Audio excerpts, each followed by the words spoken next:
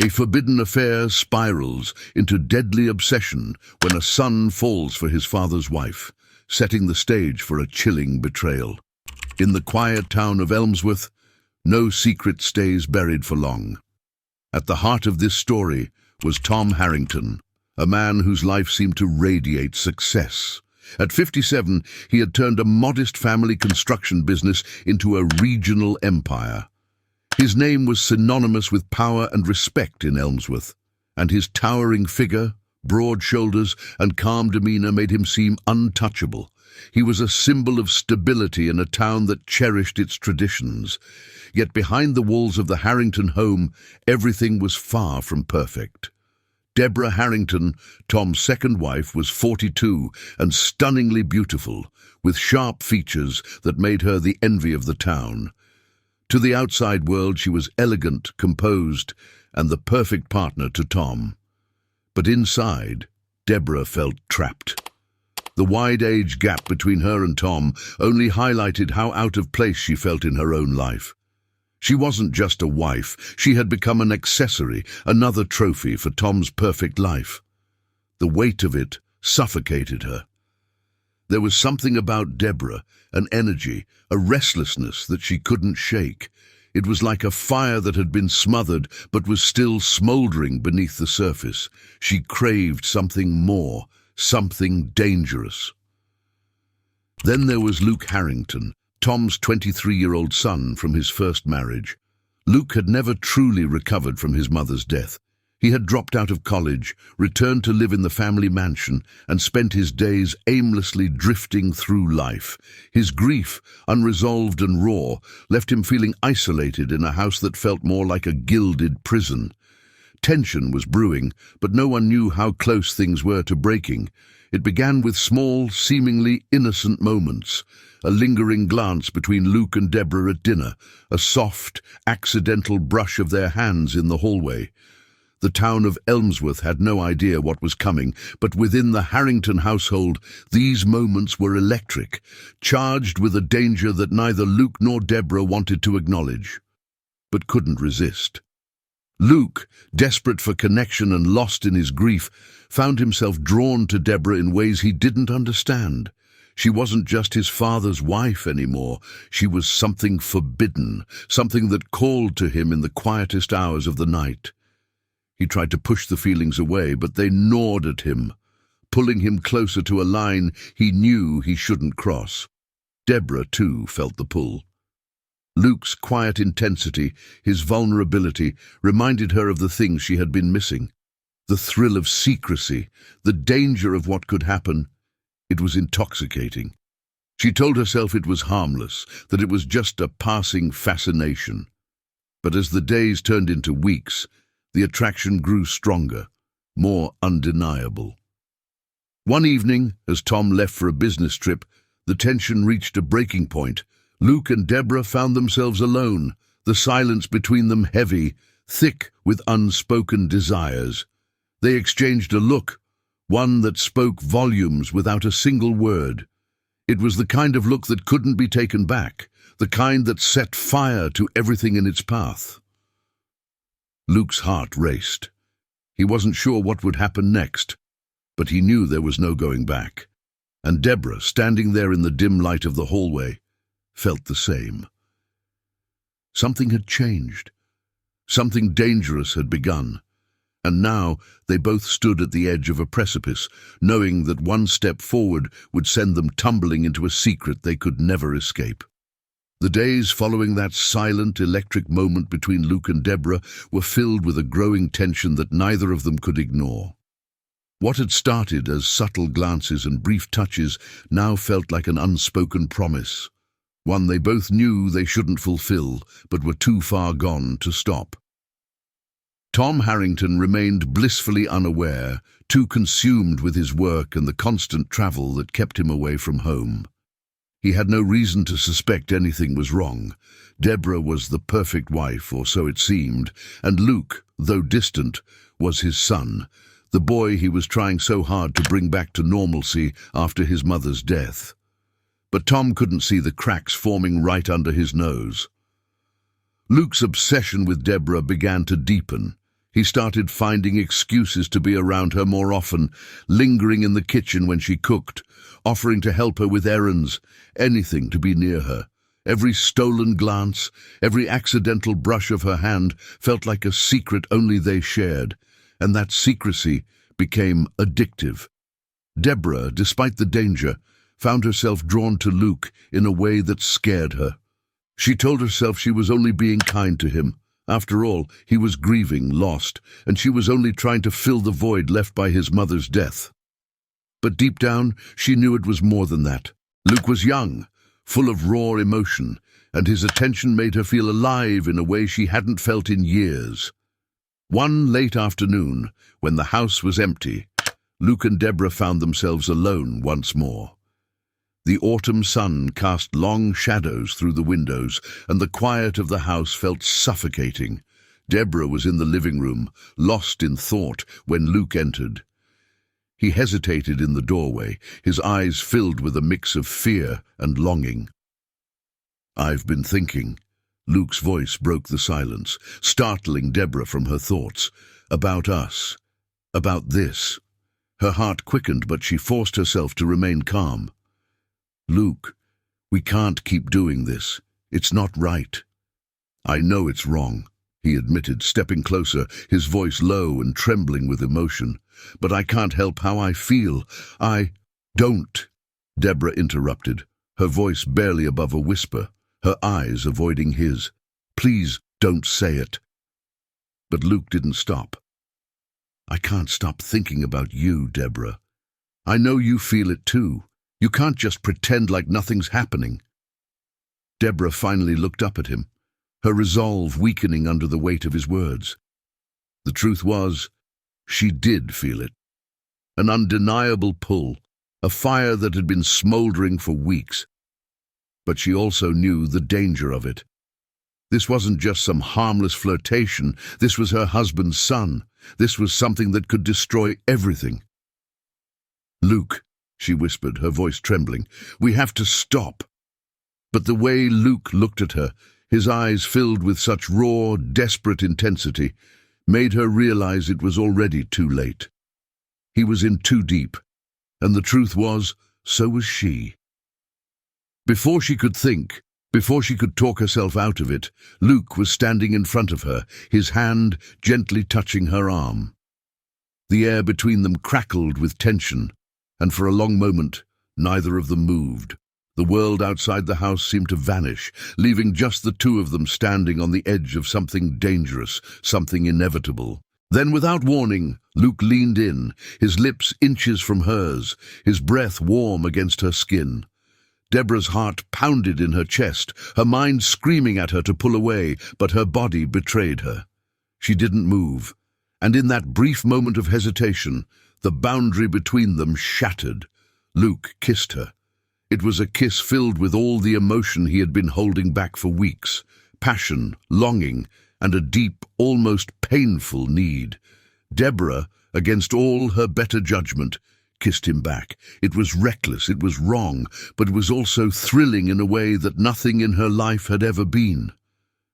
For a few breathless moments, they were lost in each other. But then, reality came crashing back in. Deborah pulled away, her chest heaving, her mind racing with guilt and fear. "We can't. This has to stop," she gasped, her eyes wide with panic. Luke's face fell, but there was something darker in his expression now, a flicker of possessiveness that sent a chill down her spine. "You don't mean that," he whispered, his hand still on her arm, refusing to let go. "I do," Deborah insisted, pulling away from his grasp. This can't happen again. We can't keep doing this." Luke's jaw tightened, frustration and desperation etched into his face. "I don't want to stop," he admitted, his voice low and dangerous. "I can't stop." Deborah's heart raced as she stepped back, putting distance between them. She could see now that Luke's feelings for her weren't just a fleeting infatuation. They were something far more intense, something that scared her. "You have to," she whispered, her voice trembling. "This is going to destroy us both." But as she turned away, her own heart pounding with a mix of regret and fear, Deborah knew the truth. What had started between them wasn't something that could be easily stopped. The spark that had ignited was now a wildfire, and it was only a matter of time before it consumed them both. The clock was ticking, and the perfect Harrington family was standing on the edge of destruction. The days that followed the kiss were unbearable for both Luke and Deborah. They tried to return to normalcy, to pretend like nothing had happened between them, but the weight of their secret made it impossible. Every stolen glance, every accidental touch, only reminded them of how far they had already gone. They were trapped in a dangerous game, and neither of them knew how to get out. For Luke, his obsession with Deborah had only deepened. He couldn't sleep, couldn't focus on anything but her. He began skipping even the few obligations he had, his mind consumed by thoughts of their secret moments. When he wasn't with her, he was restless, his jealousy festering like an open wound. The thought of her being with his father made his blood boil, and he found himself becoming more possessive, more desperate to keep her close. Deborah, on the other hand, was struggling to keep her life from falling apart. The guilt was suffocating. She had never imagined herself in this position, betraying her husband, entangled in a secret affair with his son. But despite knowing it was wrong, she couldn't bring herself to end it. The thrill, the passion she had felt with Luke was like a drug she couldn't quit. Every time she resolved to stop, to put an end to the madness, she found herself drawn back to him, unable to resist the pull. Tom remained oblivious, continuing his routine of work and business trips, unaware of the storm brewing at home.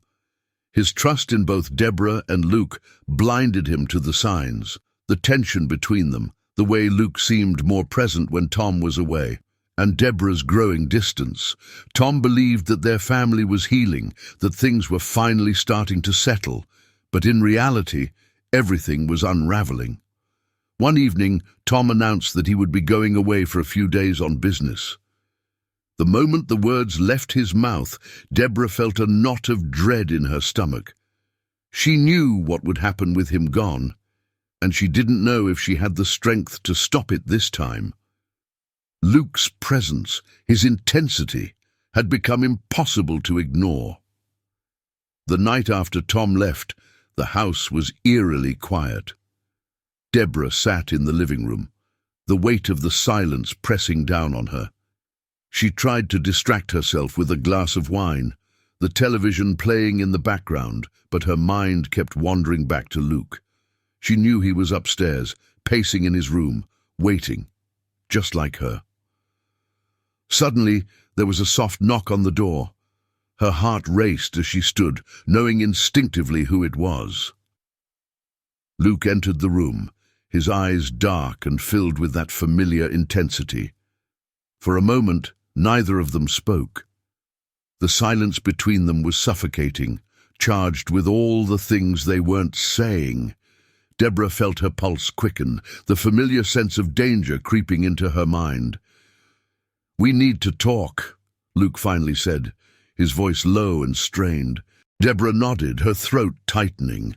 She knew what was coming. She had been avoiding it for days, but there was no escaping it now. "I can't keep doing this," Luke said, stepping closer. "I can't keep pretending like this is something we can just walk away from." Deborah's chest tightened. She had been telling herself the same thing, but hearing it from him made it all too real. "Luke, it has to stop. We can't go on like this. It's—" "Wrong?" Luke interrupted, his voice hardening. "I know it's wrong, but that doesn't change how I feel. I love you, Deborah. I can't just stop." His words hung in the air, heavy and dangerous. Deborah's heart raced, her mind a whirlwind of confusion and fear. "Luke, you don't understand," she said, trying to keep her voice steady. "This can't end well. If Tom ever found out—" Luke's expression darkened, and he took another step toward her. "I don't care about him," he said, his voice low and intense. "He doesn't love you the way I do. He'll never understand you the way I do." Deborah's breath caught in her throat. Luke's obsession was growing darker, more possessive, and it scared her. "You're wrong," she said, her voice trembling. "Tom loves me, and we can't do this to him." But Luke wasn't listening. His hands clenched into fists, and for the first time Deborah saw the depth of his desperation. "I won't let you go, Deborah," he whispered, his voice filled with a quiet menace. "I can't. You're mine." Fear shot through Deborah. She had underestimated just how far Luke had fallen into his obsession. This wasn't love. This was something darker, something dangerous. "Luke, please," she whispered, her voice shaking. "You need to stop. This isn't right. It's going to destroy us both."